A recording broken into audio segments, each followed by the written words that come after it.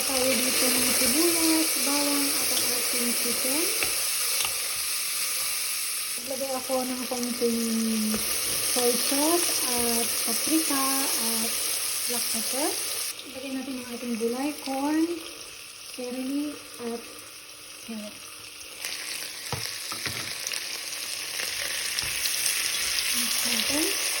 Naglagay ako ng konting tubig.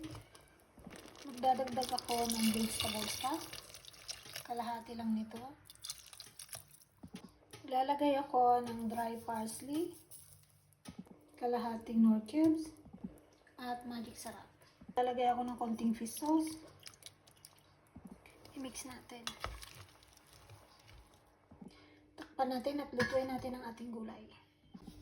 Check natin. Lagyan natin ang ating leeks at ang ating bell pepper.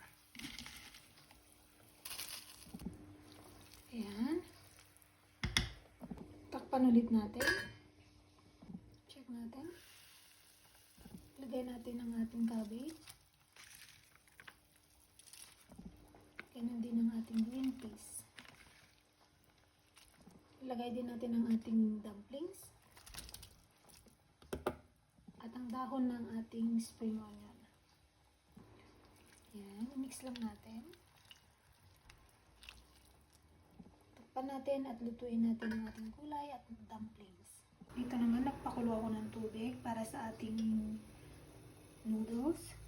Ito ang ating noodles, katanghon. Lalagay ako ng magic sarap sa tubig. Maglalagay din ako ng konting mantika. Lalagay talaga ako ng magic sarap sa tubig pag nagluluto ko ng noodles para may lasa po yung ating noodles. Lagyan na natin ating noodles. Ayan, dalawang ating niluto. Lutuin lang natin ito ng 5 minutes. Ayan, luto na ang ating noodles. Check natin. Tikman natin ang lasa. Sakto ng lasa. Luto na ang ating ulam, guys. Ayan, sotanghon noodles. Thank you for watching, guys. See you to my next video. God bless everyone.